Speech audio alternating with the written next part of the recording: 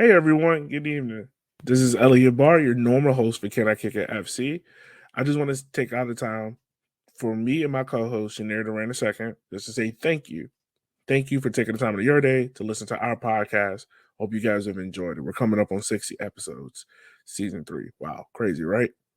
Today's episode is all centered around Black supporter group culture, how it started, why is it important, things like that, with special co-host Grego from For the Culture United.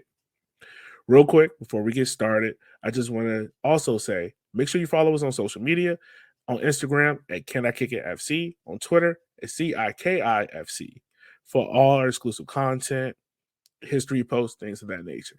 And also, one last thing, I promise. Make sure you take some time out to follow our sister and brother podcast For the Culture United, 2 Cents FC, Shea Butter FC, and also Kyle McCullough. She's going to grad school. Help her out. So, I promise. You're going to love this show. Sit back, enjoy, and make sure to share with a friend.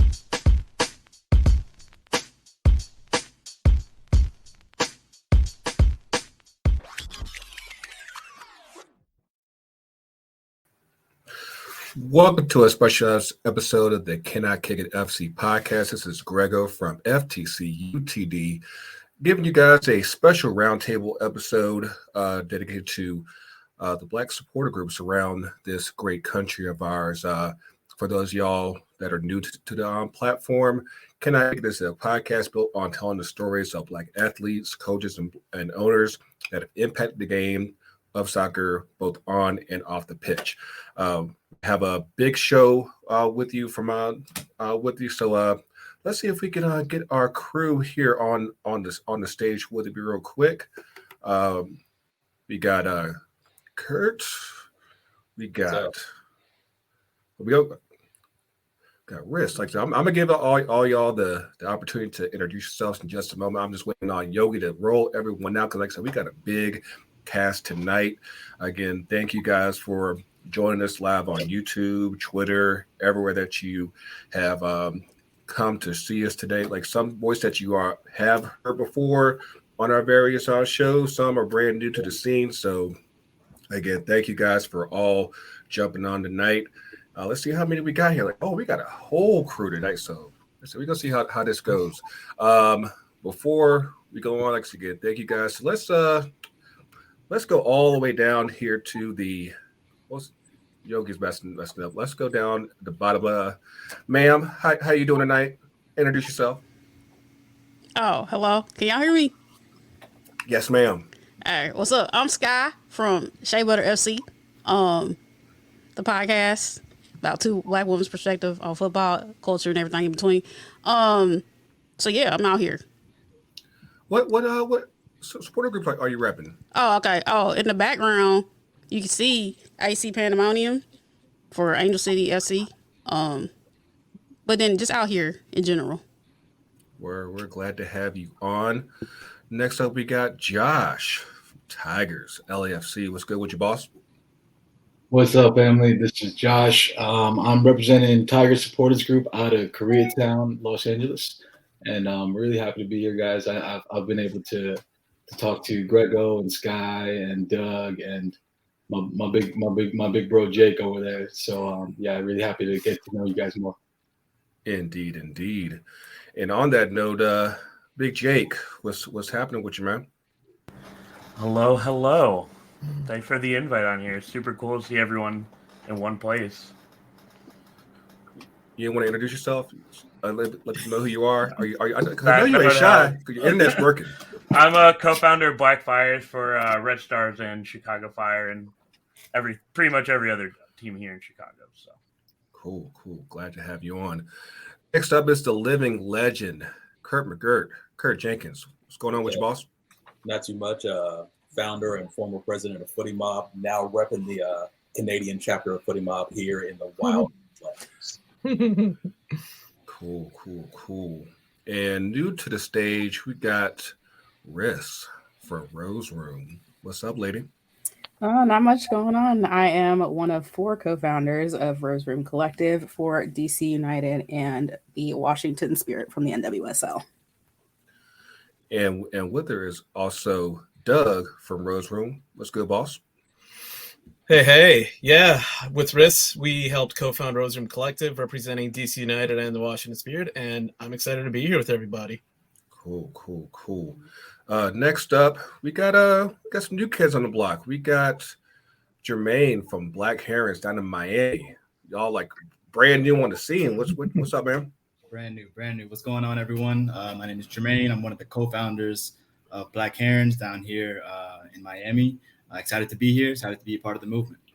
Cool. And last but not least, we have got Brian from the mixtape in Nashville. What's good with you, man? Hey, what's going on, everybody? It's Brian here, Mixtape 615. I am the acting president of the organization, and we're glad to be a part of the conversation. We need to do more of this as being Black supporters and networking and connecting and having roundtables. So I'm happy to be here. Now, technically, I did not intentionally forget Kyle. Yogi told me don't mention forward, but it's all good. I mean, rivals stay rivals. I get it. But what's good with your boss? I'm good. Hello, everyone. I'm Kyle Carr. I am one of 3 co-founders for Featherstone Flamingos for Ford Madison FC. So myself, April Kigea, and Chris Fox. And I'm sure that was the instruction that Yogi gave you. Sure. But yeah, I'm glad to have everyone on tonight. Again, it's we try to have this roundtable conversation at least once a year. Try to get everyone around the culture and just chop it up and talk about things that are going on within the supporter culture as I think voices of color begin to rise and they're underrepresented and everything. But let's kick this thing off. Just to kind of open things up. How did your supporters group get started? So let's start with Brian.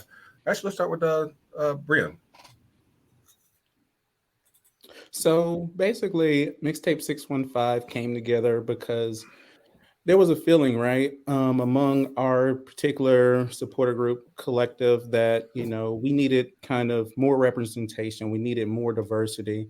And essentially, Eric Brown, Brandon Taylor, a collective of 4 came together and decided that, we really needed to represent soccer, which obviously we had a new expansion MLS team coming to town. We had a USL presence before that, but we would go to matches, but we would be kind of specks in the flower, right, of essentially the people that came out to watch and support the club, right?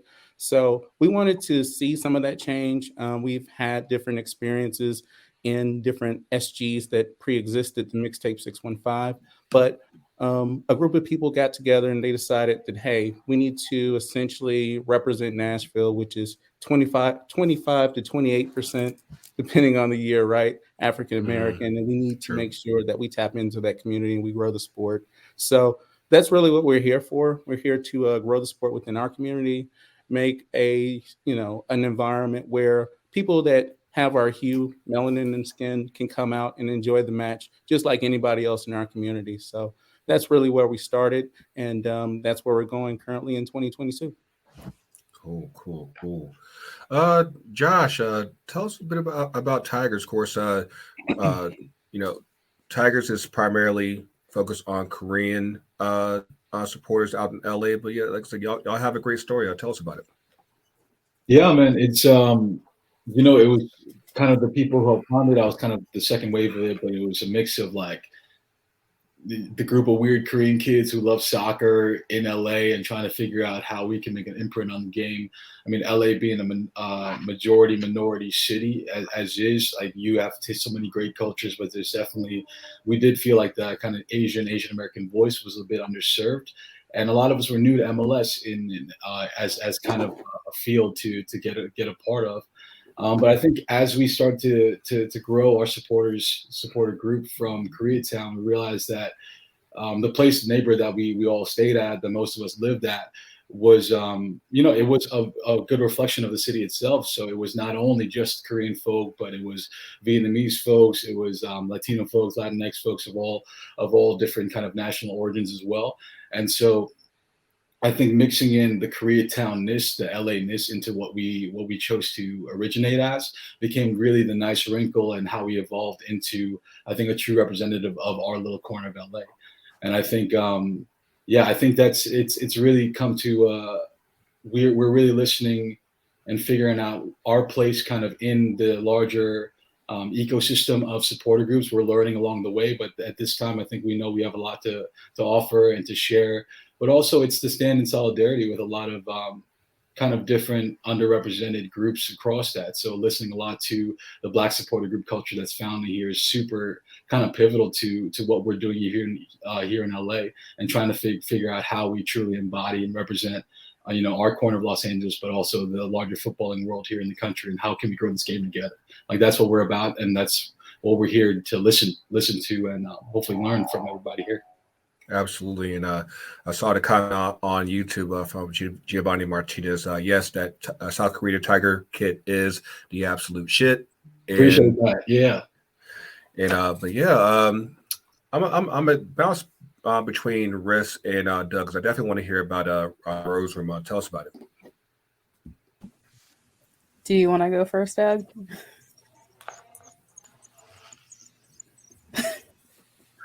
Just flip a coin. And Doug's on mute, but hey, we'll make it work. Yeah, let's open it up like this. Go ahead, Russ.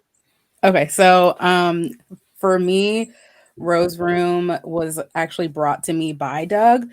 I had never really taken into account, being a person of color who is a really big fan of soccer, especially women's soccer. And we actually met through the Spirit Squadron, which is another supporters group for the Washington Spirit. And we actually met at the draft back in 2020. And he brought this to me probably in December of 2020. And we kind of just had a conversation about, hey, like, how do you feel about starting a POC supporters group for the Spirit and DC United? And I was like, yeah, I'm totally in for that, because I really don't know any other people who are POCs who are into soccer like I am. And I feel like it would be a really great safe space for a lot of people. So that's kind of how I got roped into Rose Room. Come on, piggyback on that, Doug. Okay, I figured out how to unmute myself. There you go. Yeah, myself and Aaron Bland, who he's not here, but he might be watching tonight. We were kicking around this idea for a while of just like forming our own supporter group. And personally, I had noticed all of the leaderships among these groups were almost all white, and kind of how Josh pointed out earlier, very much in a city that's majority POC. And I thought, that can't stand here. That's got to change. So we literally took it upon ourselves to say, let's form our own crew. And that somewhere along the way, I met Riss, and I invited her in. Hey, I was like, hey, you want to be a part of this? And we formed this. Yeah, I grew up a DC United fan, and just from like the experiences that I had going to games at RFK, that was something that actually influenced me as far as my experience down here in Atlanta.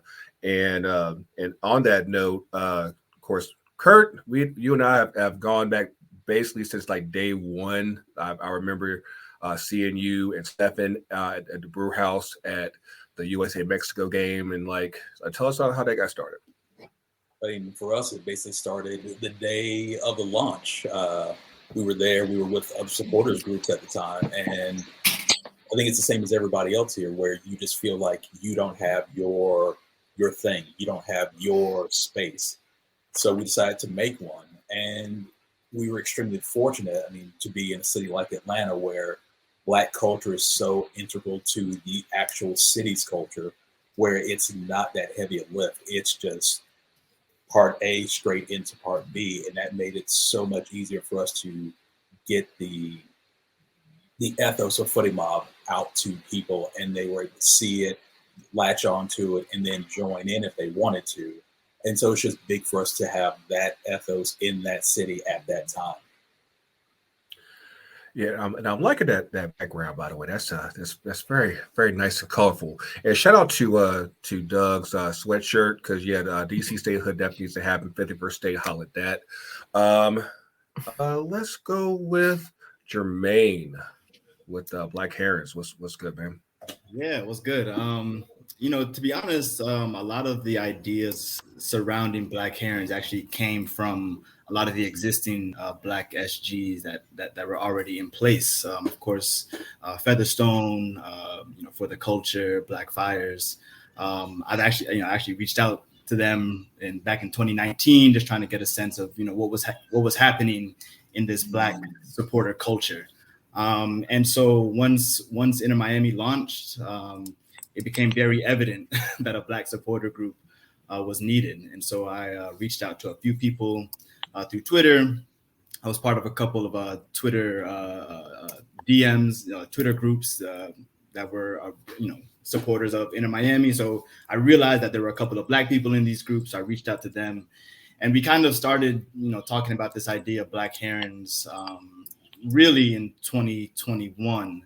And then we officially launched this year. But in Miami, it's a little bit different, right? I think what we're seeing throughout the U.S. soccer culture, right, is this kind of overwhelming whiteness of U.S. soccer culture that a lot of the Black SGs are trying to fight against, are trying to not even fight against, but just trying to be more representative, right? And so in Miami, the soccer culture is very Latinx, right? And so even in that, though, Blackness seemed to have been marginalized in the representation of the club. And so it became very easy to just make a claim in Miami that has such a large Black population, particularly a Caribbean population and an African population, right? Just to tap into those communities that were already very passionate about the game. So yeah, that's how we got started, and it's been going ever since. Yeah, like the few guys that I knew down in Miami that I knew were actively involved with Inter Miami, I was like, absolutely, like a Black group needs to happen, like sooner rather than later. I mean, I kept saying reach out to Liberty City, call Uncle Luke, somebody. It's like this absolutely has to happen. So I'm really glad that you guys are on the scene, making it work. Mr. Payne, first of all, sun's up, and what's good with Black Fires? I saw Kyle laughing. Don't say anything, bro. Anyway, yeah, I mean, I think our story is very similar to a lot of other people on here. It's me and my co-founder, Phil, who I know is watching. He's going to be texting me all sorts of dumb Big shit. Phil. But, yeah, I mean, it was the same realization that a lot of other people in this group had of me and Phil going to these games, being in a city with such a big Black population, like such a big influential Black population, and just going there and like being the only Black people at the game. Just like, how is this possible? Like, this really can't be it. You see so many other cultures like here, like Polish, like Latinx cultures, like brought forth through the game, like through song, through imagery and stuff like that. And like, I think Black culture in Chicago gets the same kind of rap that we do of like not really having the same space as everyone else. So we just got tired of that. And we are working to bring Black imagery, to bring Black culture, and just like give Black people a space to be themselves at these games where they're not feeling like they have to draw back to be able to be accepted. So that's our thing. Shout out. Yeah, there he goes. Oh man, that's what's up. And then of course, Featherstone, Kyle. And if for those of y'all who are watching that are in the state of Wisconsin, vote for April Carr, whatever election day is. What you got, Kyle? Yeah, so I think with Featherstone is a little bit of a different situation than everyone else, just because when we first started, that was in 2019, which was Ford Madison's first season. So there was already the flock that was kind of starting. That was kind of the main, SG that was kind of overseeing things. Shortly after Labara, so they are the supporter group for folks that identify as Latinx. They had that started a couple months after the flock, and then that was kind of it. And for Chris, he was kind of thinking, well, this is something we would love to do. He brought up the idea to April and myself, and we were just like, yeah, let's go for it. So after a couple times meeting, talking about it, seeing what we wanted to do, we were kind of able to go with it. So for us, it was a little bit different just because at this point, the season had just started. Everything was still pretty new. So it did give us the opportunity to kind of get a head start on it. We didn't have to look around and be like, okay, something needs to change. We were able to say, let's go ahead and make that change ourselves. So that's how we were able to start and how we were able to kind of build off of that with 2019. Absolutely. I think I got everybody here. So let's get this thing kicked off. I guess the first question I want to ask everybody is what demographic does your supporters group serve in your community? Like who are you reaching out to? Let's open up to everybody.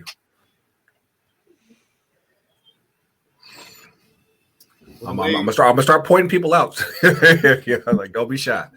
Well, the way we kind of describe ourselves is that we're an all-inclusive Black supporter group, meaning that we're all-inclusive and that anybody can join. Doesn't matter the race, gender, sexuality, or supporter group, right? Anyone can join, but you have to be committed to doing the work, right? And so that's the Black part in Black supporter group, right? Is that we're focused on centering Black culture, Black communities, Black experiences. So, for example, we're doing some work with Little Haiti. They have a football club, Little Haiti FC. Shout out to them. So just little things like that. We're trying to, again, make a presence in different, just black pockets throughout Miami. So the focus is definitely Black culture, Black people, and Black experiences. But anyone can join, right? That's kind of, a lot of people are like, what do you mean by all-inclusive Black? It's like, well, anybody, you don't have to be Black to support Black people, right? So anybody can join. Is that we're just centering the Black experience. Yeah, I was going to say, I kind of echo that same thing with Featherstone. It's obviously anyone can join. The biggest thing is you're doing, kind of like he would say, doing your part to promote, to celebrate, to help out the Black community in Madison. If that's, promoting businesses, supporting Black-owned businesses, trying to get Black youth involved in soccer, or at least attending matches, or even just being anti-racist in general. Those are the things that we're trying to do. So while it is kind of ran and, it's primarily April, Chris, myself, making the calls, doing what we need to do, planning the events, anyone is free to join. Anyone's free to help out as long as you are willing to put in that work to be that ally to the Black community in Madison. What about you, Josh? Yeah, I think it's kind of a similar ethic to us too, where we extend an invitation to everybody, but we make no qualms about centering the kind of Korean culturalness of it, and I think that's what makes kind of our supporter group unique in its way. And I think it's along the way it's been able to, as Jermaine, you were saying before, how we choose to celebrate this stuff, right, together as that people group, as all kind of intercultural kind of exchange going together. We've had I think the demographics of our supporter groups hinge kind of 50-50 in terms of Korean, Asian American, and Latinx, and then you have kind of pockets of our white supporters and our Black supporters who are there, but it's definitely still predominantly Korean, Asian, and Latino. And I think in that, it's what we found is that people who want to learn more about kind of Asian culture and Asian cultural customs and the way that we choose to center kind of our culture into soccer culture. It's just kind of an open-mindedness. I think that's really something that no matter what our demographic is you look to in our community, we'll have the focus on that. Now, I did not forget about you, Sky. I know you got your thing going on with Pandemonium. So what with things with NWSLA, what demographic, who are y'all typically targeting out in LA as well? I think it's inclusive to everybody. Largely currently due to some things that happened earlier last year. Not gonna get into, but it's largely Latino and Asian. A couple of us black people up in there, but yeah, it's pretty from what I've seen in the current ones that are existing. For the NWSL side, it's probably the most diverse of the SGs, in my opinion. Well, no, take it back. There's a couple other ones, but yeah, in the case of Pandemonium, it's half and half Asian, Pacific Islander, and then Latino. Cool.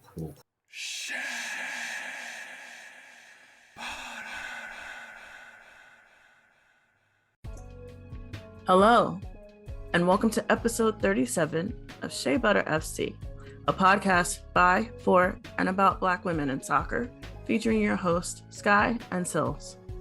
This week, we recap the She Believes Cup and our time in Carson, California to watch the matches as media members. Next, we recap some of the other international competitions in women's soccer. Then we bring back our Shea Butter superlatives to highlight the success of Black players in WOSO over the international break. And finally, we bring you our hits and riffs and rants and raves of the week. As always, please rate, like, and subscribe to our podcast on your favorite platform. And don't forget to follow us on Twitter and Instagram at SBFC_podcast. Lastly, please check out our website, www.sheabutterfc.com, for some of our latest and exclusive content. Until next time, we'll see you when we see you.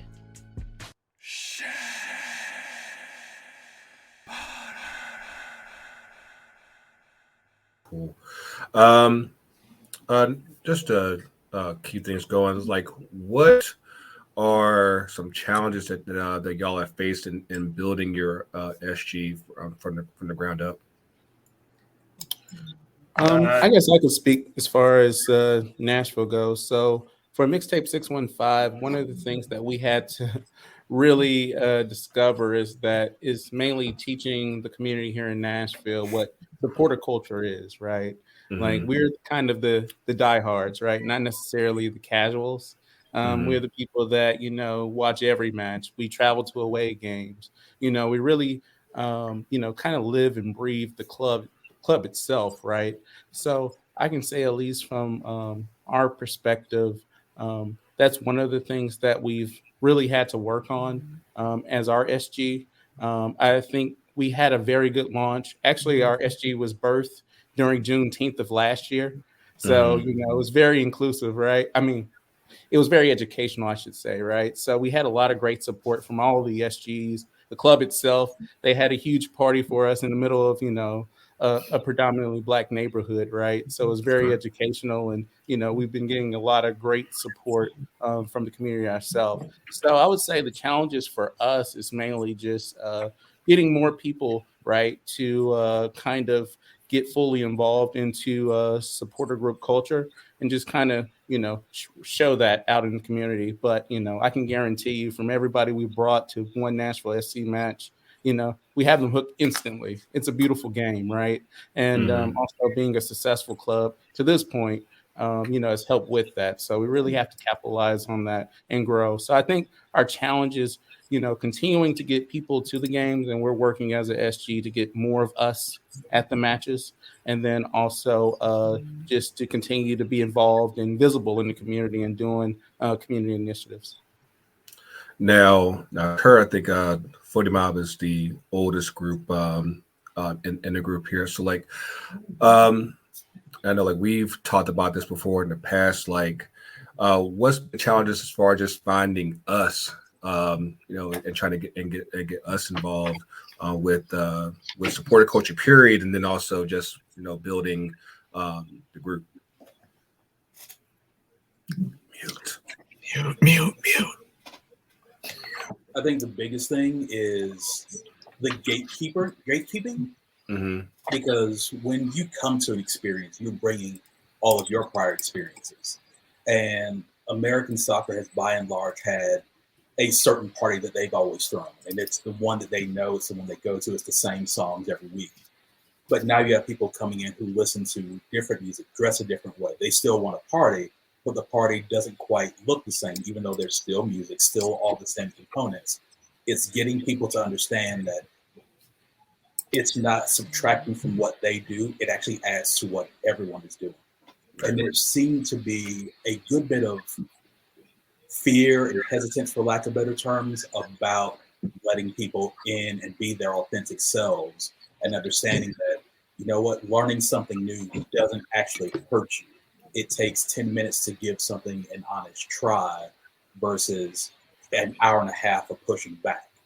And so getting past that hurdle, which was in some cases just continuing to exist, makes such a big difference. And I think that's the biggest barrier, is for everyone in their city, in their supporters sections, how do you get past that initial hurdle of, yes, I'm here, yes, we're for real, no, we aren't going away, and by the way, we are now doing these things, and there's nothing you can do to stop us from doing.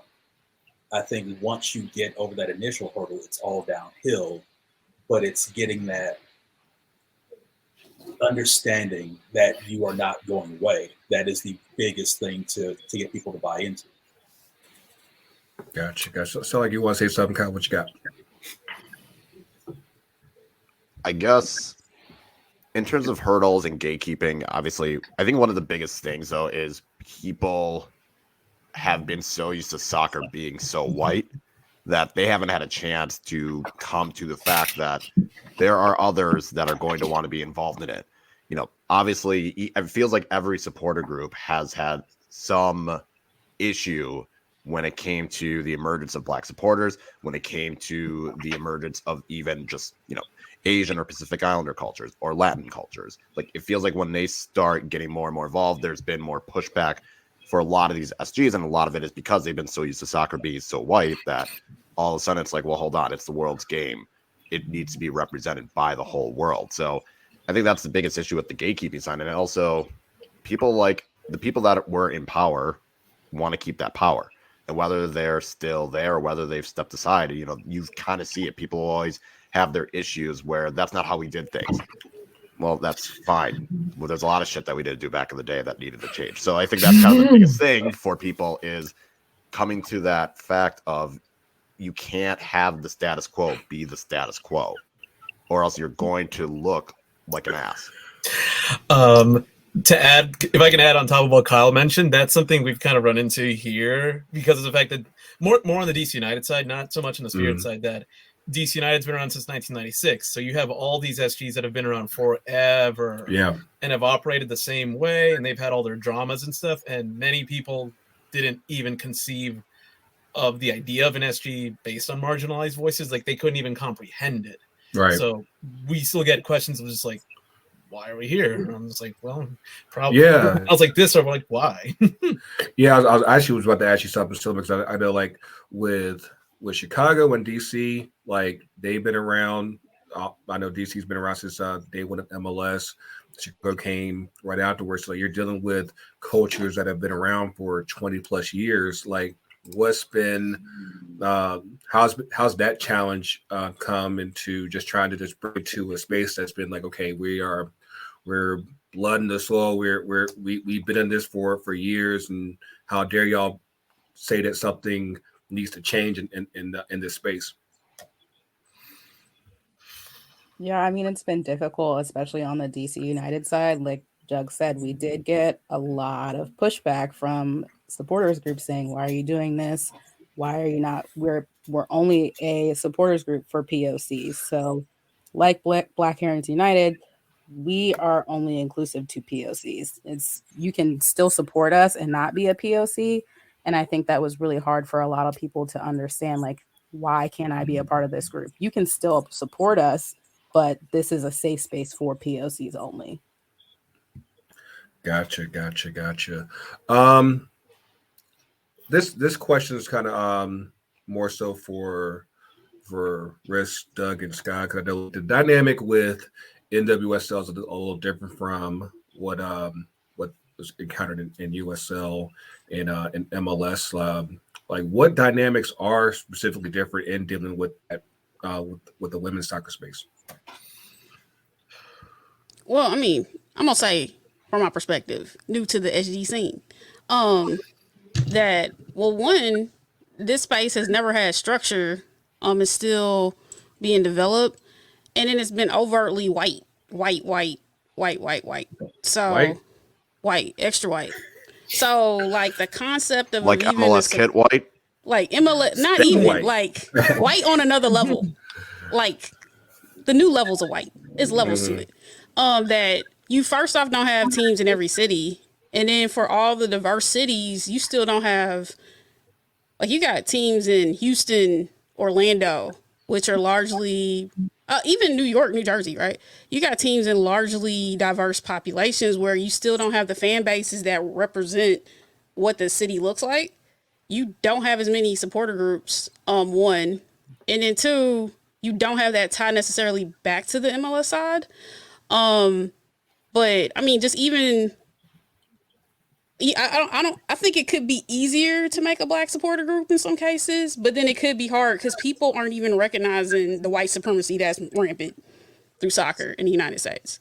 And so like that conceptualization of even why you need a supporter group for people of color or whatever marginalized voice is gonna fly over people's heads because they're not even understanding why the heck people were kneeling. So there there's there's an opportunity for it to exist easier, but I mean, I can foresee pushback. I don't know. What y'all think? I'll let y'all answer first. I think for us specifically on the Washington Spirit side, it was really more open and people were really excited about it. So we never really got pushback to my knowledge, and Doug, you can correct me if I'm wrong. But we never really got the pushback for it. And I think it's easy to say, yeah, we're going to do a supporters group. And you have to remember, this is all of our free time. We're all doing this for free. Like, this is not our full-time jobs.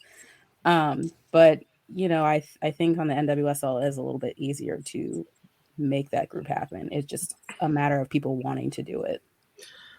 I think a lot of it for us was the fact that Blackfires kind of set the stage for us in terms of the how to form it. Like I just looked at what they were doing. I was like, okay, why don't we have that here? It was a perfect setup for that. And I thought, let's cook that here.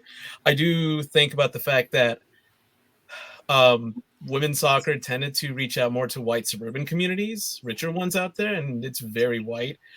I'm gonna be honest. All you gotta do is like look at the demographics of the rosters of DC United versus the Spirit, and one is way more whiter than the other. True. Stuff like that I think about. Yeah, and of course, especially given how the past year has gone for the Spirit. Of course, y'all had the highest of highs with winning the NWSL championship, and of course, the lowest of lows with the ownership battle and scandals that have come out with the Spirit. Of course, Team King all the way.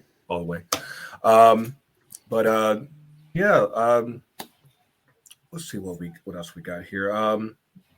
But yeah, like just a next question here, like why do clubs struggle to market and embrace Black, Latinx, Asian families at games? Because it's not immediately profitable for them. I think that's the thing we ran into here is whenever we would bring up, like you guys aren't really reaching out to the Black community in the same way that you're reaching out to like college white kids and old white people here. A lot of the pushback we would get is, like they're not into it yet. Like that's just not true. Like if you met anyone from the Caribbean or Africa, they're all about that shit. Like every time I met with my family, we'd have like a soccer ball in the backyard. I think for them, they just haven't seen it from a club standpoint. They just haven't seen the money returns to like get back what they think they're putting in, but it's really not about that. You know what I mean? Like I think everyone can agree here. It's not about the money. It's about long term, like you're doing the best thing for the game and you're doing the best thing for your community. So people have to separate those two. Cool. Oh, what you got, Josh? Yeah, you know what? I think the kind of line we're always trying to walk is like, what is how is this better than just a tokenism, right? Like a cheap tokenism. Like hey, shout out like the Asian nights where you get a cool hat, right? But it's like that's usually where it stops. And then Jake, as you alluded to, like people, then the front office will ask like, where's our financial reward from this community that we've given a whole day to? And it's just it's very cheap because you realize that like when they reach out consistently, have a relationship with like more white majority college students and college campuses, like that's a partnership, an ongoing partnership that's not only like financially important to them, but like it's important to longevity and stuff. So that's always what we're trying to walk, man. It's really like, I think that's something that's kind of helped us to see why we were necessary as kind of a like an Asian American or Koreatown centered group, is that like you cannot tokenize us because we do this stuff every day, and you can't point to the community not believing in it because we live and we bleed and we do this stuff for free, like was mentioned before. So I think that's always the kind of what's on my mind is always like, does this enhance visibility for all cultures in the game? And then secondly, like how deep does this go, right? How deep is that response going to be from the club? Like what will it take for them to realize that like we deserve the same kind of partnership that they've given these institutions for decades and generations? Yeah, definitely. Just to kind of piggyback on something that was said earlier, I think that the challenges that I think kind of come is in a lot of cases teams don't market to our neighborhoods. They don't market to where we are. They think that they have to go where the money is instead of just like because the soccer fan base in this country is like, how many are really embracing MLS? How many are really embracing USL? How many are really embracing NWSL? I think that Curtis can tell you, like even like here in Atlanta, like for the amount of black faces that are seen at United Games, like they're not advertising south of 20. They're advertising out in Athens and not even going to Fairburn. Like it's nice down there.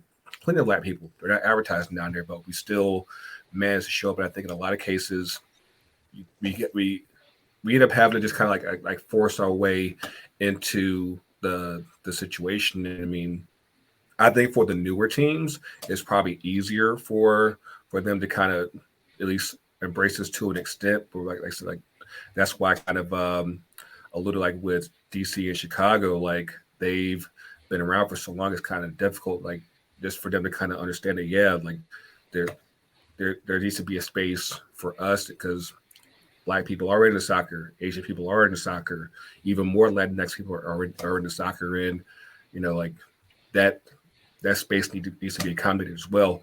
See a comment from YouTube from Kai718. Being in New York and seeing all Sinhalese in Harlem celebrate after winning AFCON, it's a shame New York City FC doesn't do better outreach. So many untapped communities.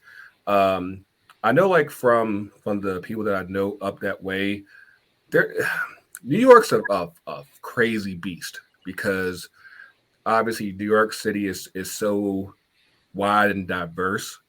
And in a lot of cases, I think the perception is like with the West Indian community and African community, like they're not bumping with MLS, they're not bumping with NWSL.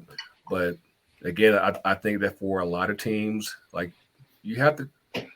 I don't think anybody's in a position where they can be like, hey, we've gotten all that we can get, and more can always be done. So it's just a matter of the team stepping up and doing more to reach out to more, be invited to hey, we want you at a game. Doesn't matter if it's in Bronx or other day like up in Hartford. Like get those people out there and say like, hey, we want you to be a part of this.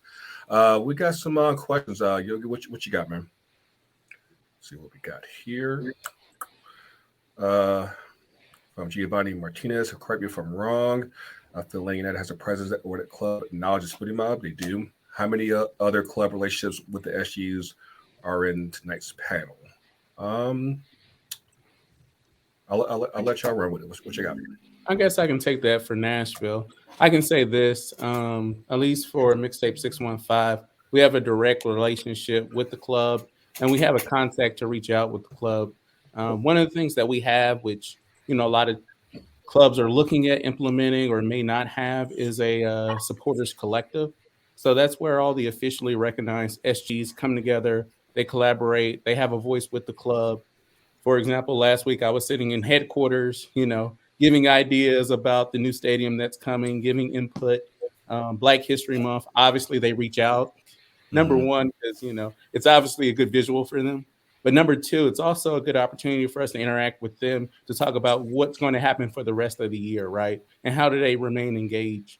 So at least for Nashville, the Supporters Collective has been really embracing each other. We have a Latinx supporters group. We have 3 other officially recognized supporter groups, and then we have the unofficial supporter groups. But at least for the official supporter groups, we do have that direct line where if we need to press something with the club, bring an issue up, if the messaging isn't right, we can look at being reviewed at what's going out into our community, and we have the opportunity to even, correct a lot of things before they go out to our community, which is very important.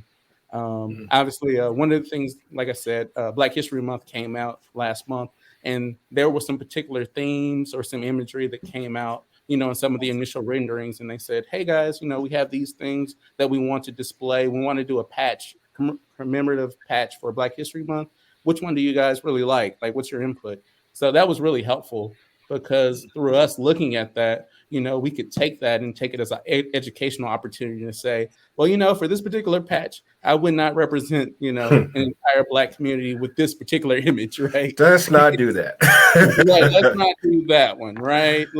Let's think about something that's more appropriate because, we don't want to put, my entire community in a particular class, right? Or different tropes. So it's very important that you have a relationship with your club, that you have an open line of communication, and that they receive the feedback, right? Because at the end of the day, this is all about analytics, right? We talked about, where they put advertising, what communities they put that in, right? There's a revenue, there's a dollar amount that goes direct in hand with that. So it's not only just, race, but it's also class. And then it's also about showing the numbers of, hey, we have a large representation of, African Americans in the city. Don't give up on, 1/3 of it, right? Right.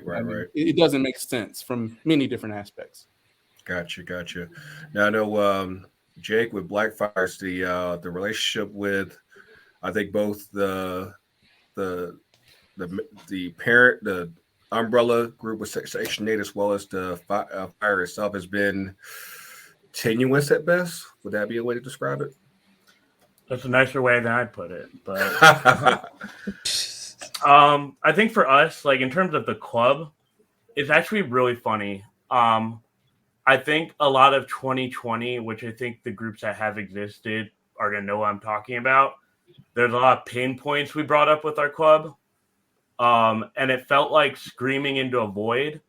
But you look at what they're doing now, the fire in particular, and it's like, damn, they got it. Like to the point where they're doing better. They're doing more for Black people in the community than the supporters are. And I think that goes back to our relationship with Section 8, where having any type of relationship to the club automatically makes you suspect. And I think it goes back to what people were saying about how things have been the way it's always been and things like that. I think people don't realize that the way that worked for them doesn't work for everyone who's after them. So for us, we have to have a better relationship with the club because they have a more of a voice to reach out to the people that we want to reach out to. Section 8, it's not to put them under blast, but they've shown that they haven't been able to do that. Like they've been around for so long. We're just now coming up, and it's looked like whiteness the whole entire time. So I think that, and like I'm from a Red Stars angle too, because we also are like we're in with the Red Stars, right? It's been like I think like what Doug said. It's actually funny. Like we're so much in the same situation as Rose Room, and so many like we're basically like in the same boat in a lot of shit. Mm-hmm. Ours is very similar in that we have a very, very, very supportive group in Local 134 and the club. But they tend to spin their wheels because they don't know how to reach out to anyone who's not rich and white, basically. So, yeah, shout out to Tulip Closet. But Yeah, I think that's just like overall for us is like we have a great relationship with the club, and the fans, particularly Fire fans, kind of don't understand how we operate, and because they don't understand, that means they automatically dislike it. So, Now I know Josh with Tigers, and 3252. Is the relationship more so through the collective, or do y'all have a direct relationship with the club? How does that dynamic work?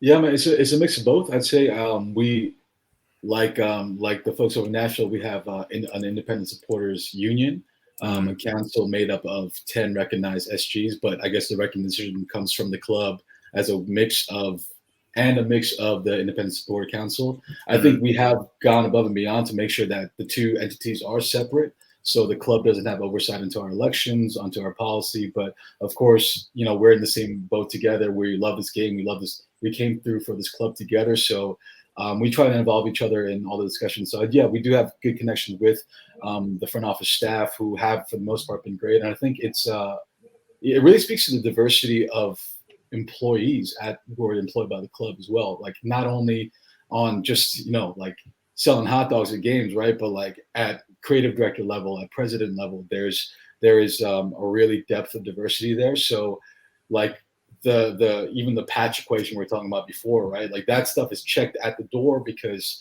the creative director is black, and like that's shout out to my guy Marcus, who's always does an incredible job repping not only the LA community, but I think the black community in LA, trying to bring the community in.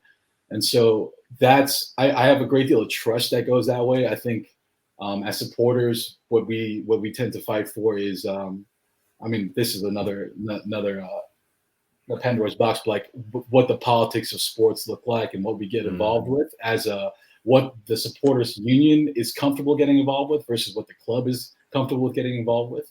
And I think as we go on with players taking a knee, fighting against racial discrimination and violence, like that's something that we can step to together. But I think having the supporter union take the lead on that has been really kind of been a good job from the club. Like the supporters lead that, and we'll try and help you as many times we can. But sometimes you do need a bigger message being sent out like that. Hey, this is Elliot. Sorry to interrupt the pod that you're enjoying right now. Promise we'll get back to it as quick as possible. But I just want to say thank you guys for taking the time for listening to this episode. If you want to support us further, you can do so by following us on Instagram at Can I Kick It FC and on Twitter at CIKIFC. Again, you can follow us on Twitter at Can I Kick It FC and also on Twitter at CIKIFC. Thanks. I'll let you guys later. Absolutely. And just a quick shameless plug. Me and Sky had the opportunity to be on Josh's FC podcast a few weeks back. If you haven't us already, make sure that you check out FC. That's a dope conversation and dope teas. But yeah, I wanted to get you, Jermaine, on the next question. Like, how was the first initial conversation you had with the front office, like once you guys launched? I want to start with you first, but now I'll open up to everybody else.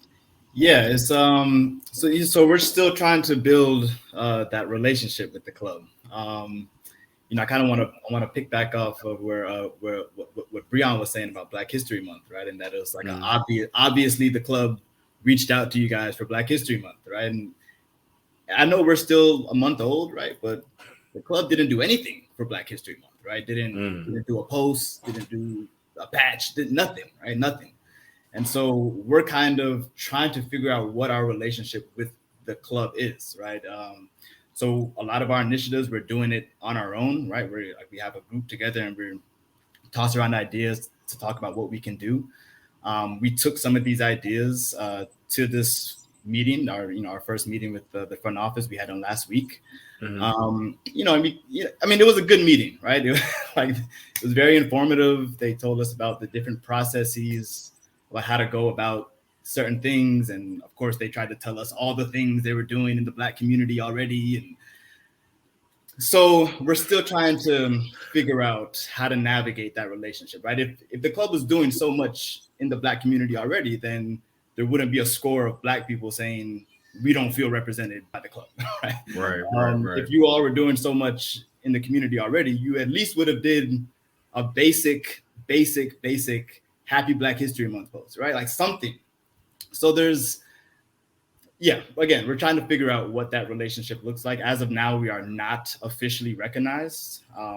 It's something I'm interested in hearing about from the other Black SGs. Like, is there a process to become officially recognized? And so, all of that has to go into the conversation about gatekeeping as well, right? Like, we brought up these different ideas about, we should have chants that reflect, Black Miami. We should have a Trick Daddy chant. We should have whatever. And the response often seems to be the same response, which is it needs to fit the culture of the club.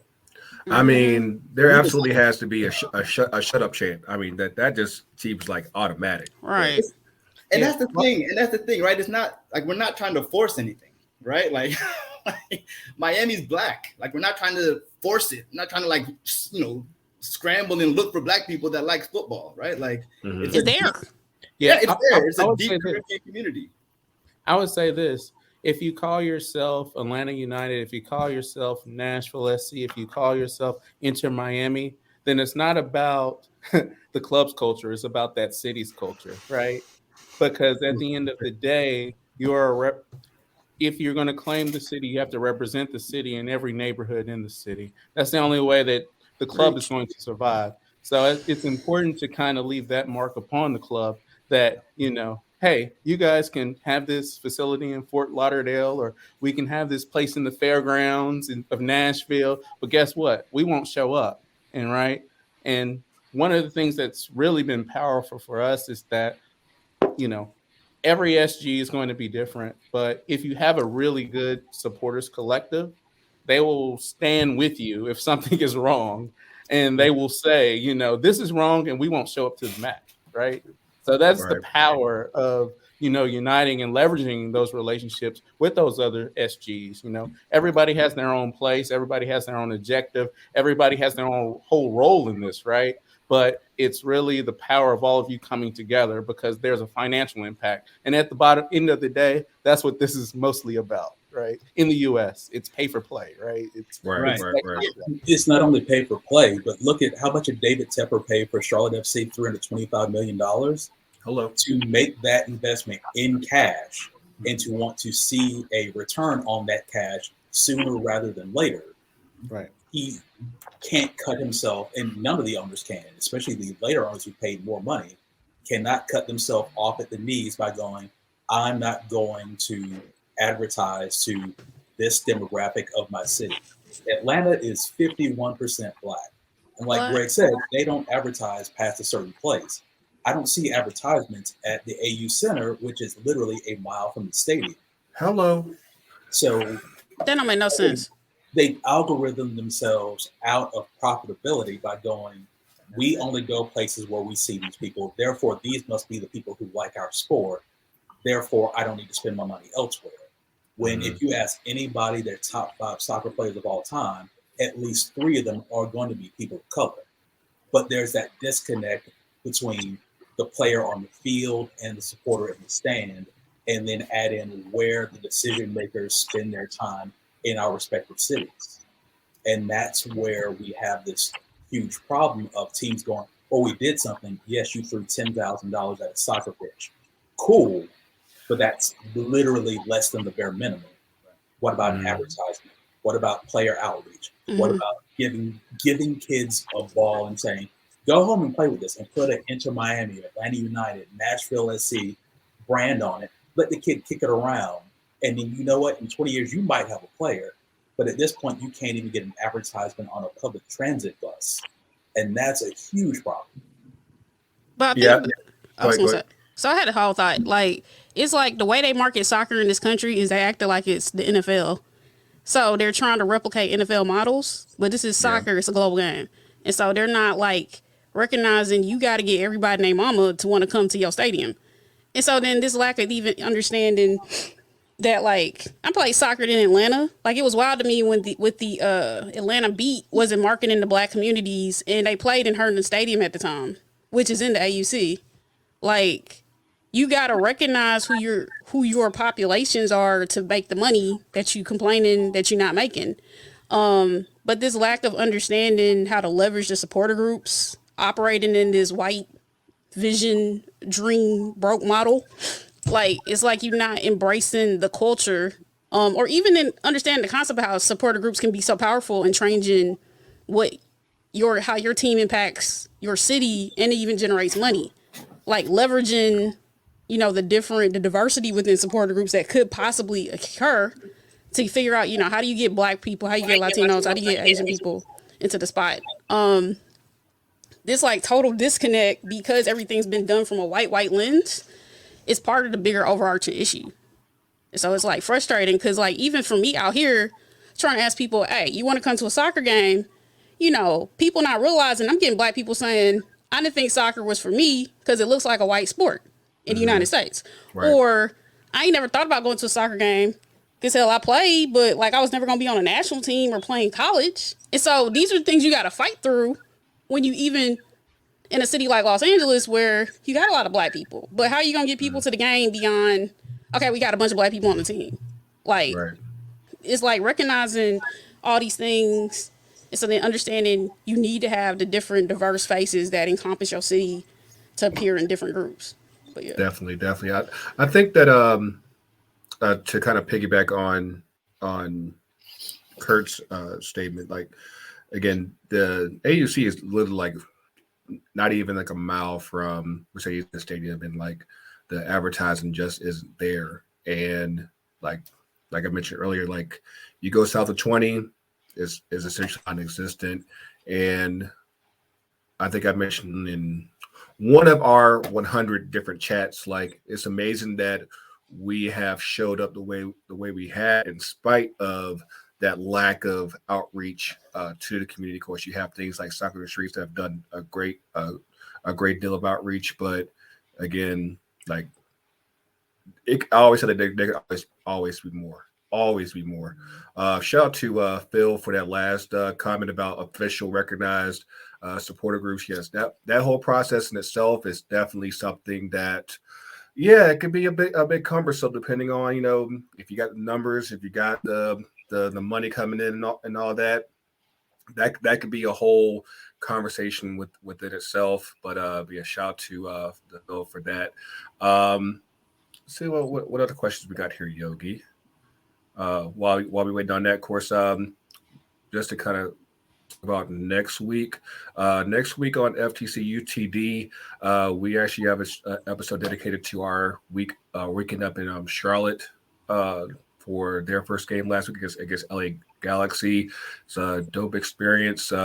Like Kurt said, Davis Tepper put a lot of good money up into just that whole experience, and I'm sure for those of y'all who saw it on Fox, yeah, it's quite a bit. Of course, they come down here to Atlanta this weekend, and yeah, we should have a good time there. Hold on, Yogi said he got something, so let's see what we got. What you got, man? If I can add something while we're waiting on go ahead.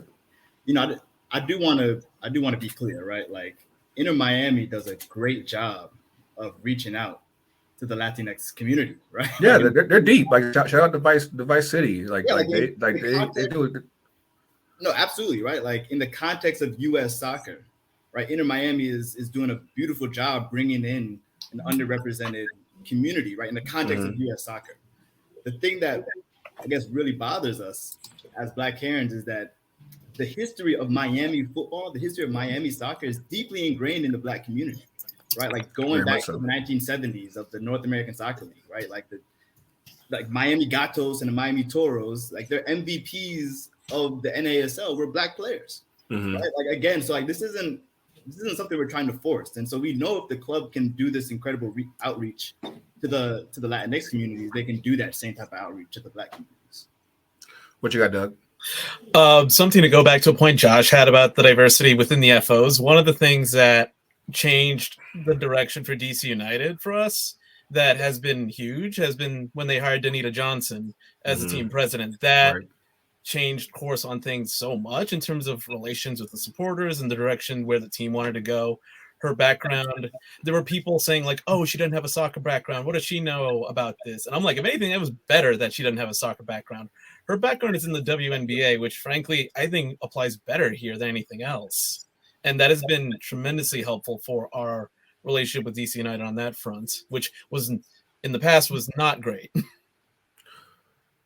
Kyle, you've been quiet. What you got?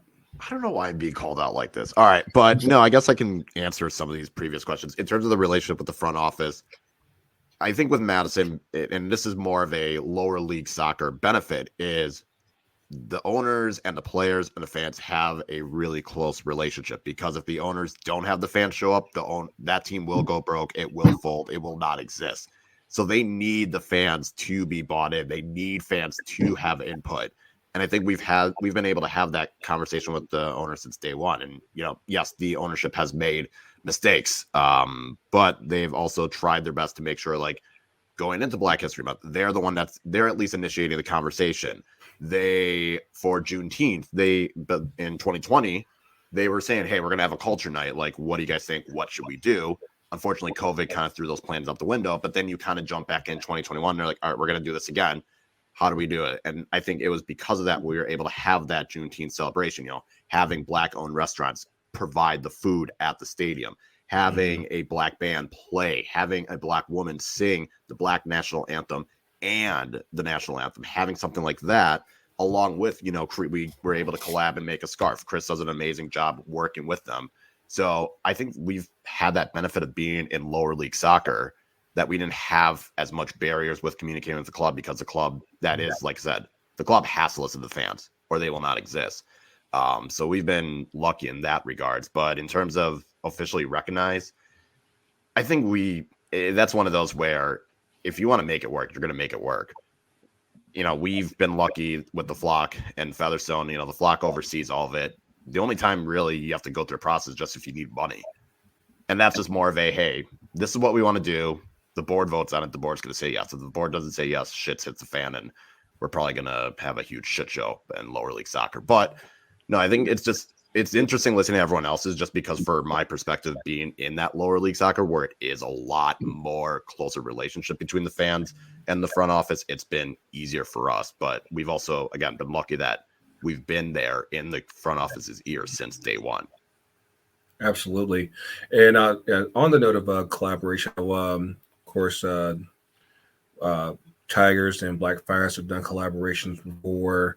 I know, of course, I would be remiss if we didn't talk about just the internationally known Henny Derby with Ford and Richmond Kickers.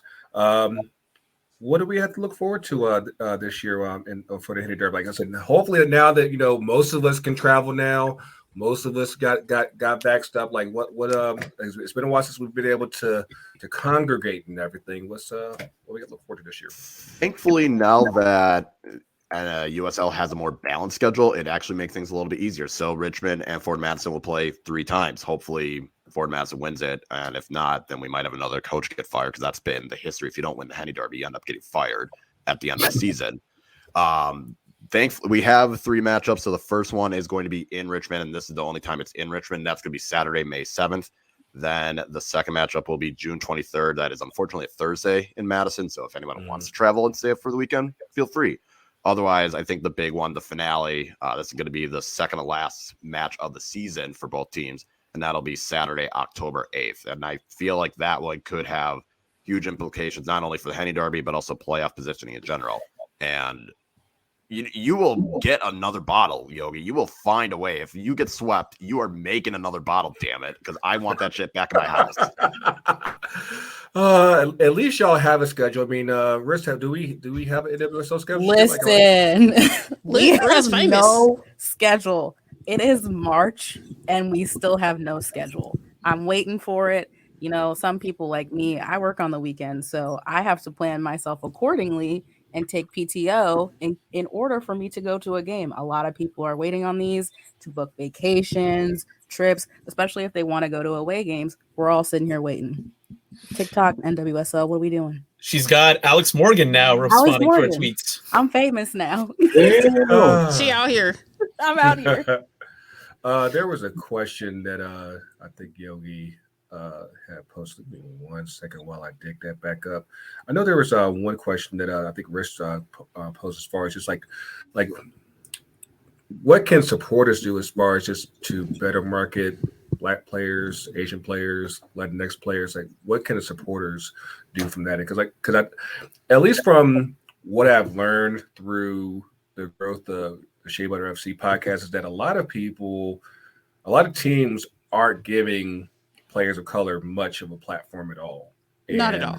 What can the supporters do from there just to kind of help elevate and give everybody their shine? I mean, well, go ahead. No, you got it. To me, I know with the Spirit, they have just kind of, I know, especially with ownership change and things changing in their front office, they actually put out, I think it was last week, they are doing a duo for the DC United and the Spirit. They're doing a duo for tickets, and they used Trinity Rodman, which I don't know what y'all been waiting on to use Trinity Rodman to market her. You have Black players who are on the team that you A, have not given a voice to, and B, you're not using them in any marketing at all. Across the league, we're not using it. And they really need to step that up. It's insane to me that you have so many talented Black players in the league and we're not using them at all for any sort of marketing. High key, the blessed players are Black, but that's neither here nor there. Neither here nor there. Also, let's talk about the Black Women's Player Collective. That's another thing. Let's get into that. Because they're not highlighted like they need to be either. Right. And they don't even have like the support they need as they should. Hopefully we can fix that this year. I know Jake's had a point. I know he's been sitting on for a hot minute. What you got, man? I mean, this kind of goes into a grander point of what Jermaine was saying earlier about being officially recognized. I think really the most important marketing, the most important bringing spotlights onto things is what we're doing now. I think the most important soccer supporter collective that I would want to be a part of is this right here. Like, if your club is giving you shit, if your supporters are giving you shit, like, I know I've fallen back on pretty much everyone here to like get us going, to like get ideas for how to approach certain situations. I know we make our own noise with our own players, with like Andre and people like that. At the end of the day, I think like really a relationship with the club and a relationship with your other supporters that are there that are kind of like making things hard for you are kind of secondary. Like, the best support really I find is like with y'all and like getting ideas with you guys. Our collab with me and Josh was super sick. That got people like looking at what we were doing. So really, I mean, I think the end of the day, which is actually really cool, and answering the overall question about like marketing and bringing noise to what you want, is just like the homies bringing it up with you. I mean, we're about to make this rivalry with Douglas this week and Riz. You just gotta do your own shit, like Kyle and Yogi did. Like, at the end of the day, people are gonna see. I think the one benefit of soccer being so white is that it's kind of boring. So like anything that's not boring is gonna get people's eyes on stuff. So I'm gonna shut up. Hey, shout to Jake and the Black Fires fam for, you know what I think is a good kind of tie into all this is like football language and football culture is so rich, but because you can add on your own flair to it. So when you're even supporting Black players of color, bringing in Tifo, Trapo, all that of your player likenesses. Shout out to Black Fires for all their incredible Tifos with just fucking liberation messages across, like hanging in the stadium. I was just so inspired by that. I mean, fucking Footy Mob and Atlanta United when we played y'all at the Benz and y'all rolled out the South's got something to say fucking Tifo. It punched me like in the gut of how good that shit was, right? And it was just so revolutionary because like we've been not scared, but like that's for a lot of our supporters, like that kind of hip hop language is not the primary one. So we haven't leaned heavy towards that. But seeing that in such beautiful color come to life, I was so inspired by that. I'm envious of it, jealous of it, you know, and Jimmy, I think you spoke to like people being afraid of like the culture of the club being like muddled up by like a new message. And I think we talk about gatekeeping, man. Like we came in a season or two ahead of you, right? And I think our supporters, some of the older heads, and even I've noticed that, recognized in my own group, that kind of personality of being like, hey, we did it right once. This is how it always has to be. And that's not true at all. You know, I think second season on, I just had like RIP Nip, just a double up mindset, being like, this game is so big for us. The city's so big for us. We can continue to kind of win people over by trying new things, right? And I think when you talk about the culture of a club, and we haven't been here for 20 years like Fire have been, like, it's like, hey, everything's on the table still, right? Like, we honor what we did so far, but we really truly have to be innovative in terms of winning our communities over to this game. Absolutely. You know, if nothing else, you know, what I, you know, part of like what with my podcast with FTC UTD, like one of the mission goals was to get this type of a situation happening where, cause I think like for a lot of us, what we ran into, like I think when we first started going to games, that you think that it's just you, and you just think like, hey, like I might see another person of color, be like I know me and Jake and Phil used to joke about pictures that would get posted online, like how many black people are in this picture, like, you know, like, okay, I see three of the possible, see, just to put some spades up into it. But you know, like this is what this should be all about, is just like having that opportunity to network and connect and know that you're not alone. You're definitely not alone, and you know there's more of us out there. There's always more of us out there, and again, it's just all about bringing those people into the community and then let them know that, hey, like you definitely have a space here, and you know, I try to support as many of the crew as possible: Footy Mob, Richmond, Forward, Black Fires.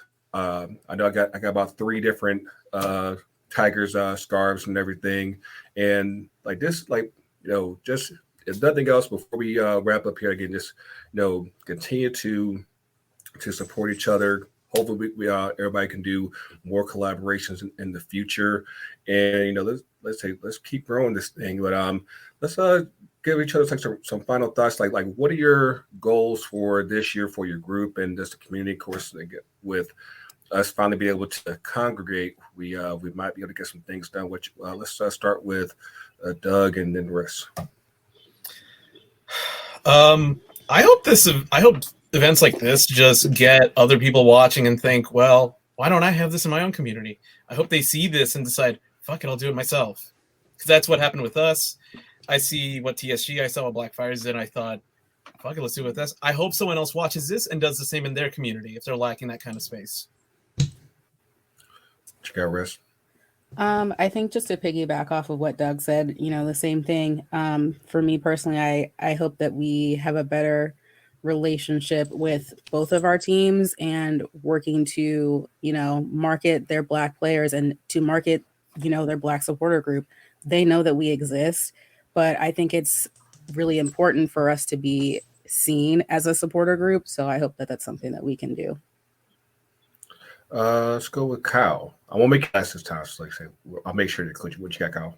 All right. I guess one of the biggest things I'll highlight is there is no one exact way you can do it. Obviously, look at what everyone else is doing and get motivation for that, and then try and put your own spin into it. And I think the other thing is, if you genuinely put in, obviously, people will notice the work you're putting in. And the more you can try and do, obviously, everyone, this, again, like we've said, we're doing this all for free.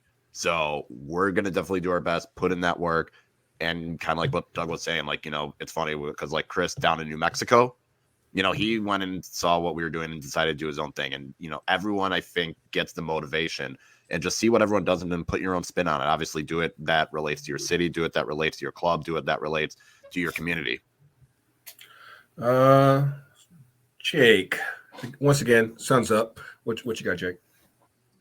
I think mine is, there's a comment that happened a few seconds ago about Black SG culture being a big family, and that's, I think, the biggest thing you can really, that I've gotten out of doing all this. Like when me and Phil started, seeing all the other groups that came in and seeing all of the other things that we can learn from, seeing all the awesome people that we can just like just show up to a city and just hang out with people, share ideas. And I think us as people of color tend to have to think further along because that's how you get by.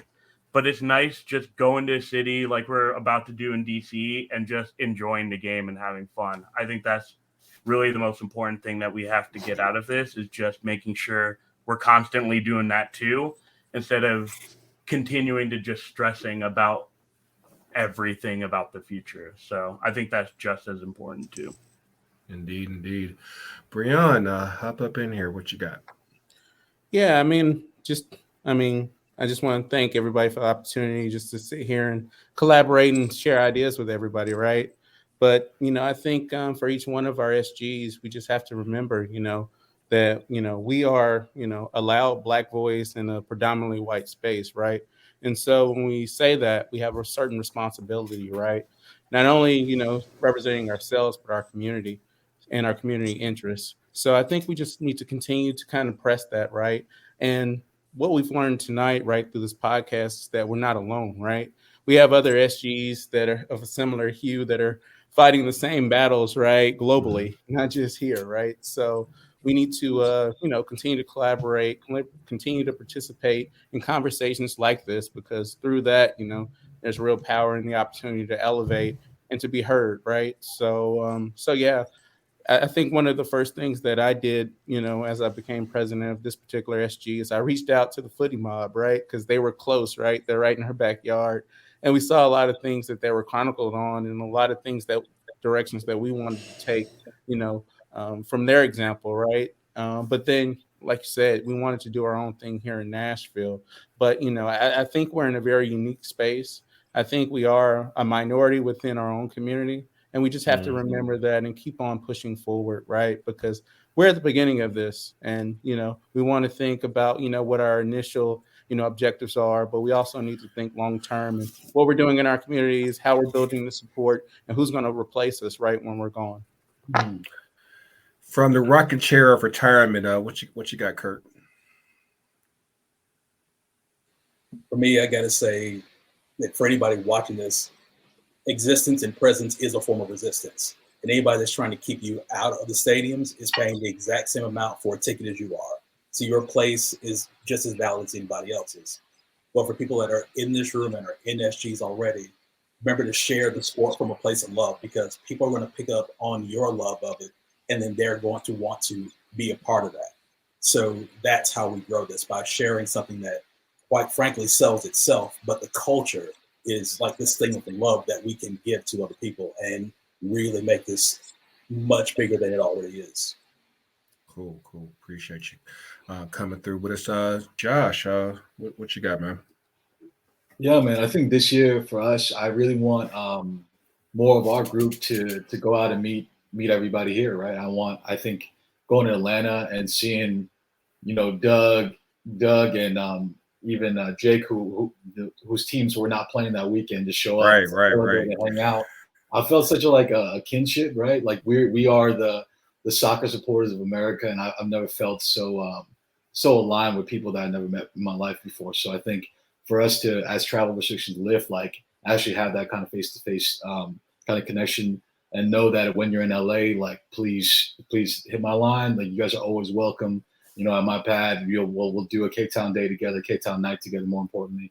And then, we'll keep celebrating this thing. And Sky, I got to come see you. Sky, there's no excuse. Me and Sky are about like 5 miles apart right now.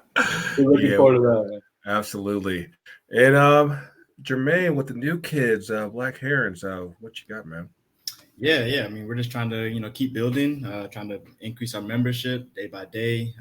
We had a Black History Month series that focused on Black football in Miami or in the South Florida region. We're doing some work with Little Haiti FC, trying to get into more Black communities. For Juneteenth, Footy Mob, Kurt, let's link up.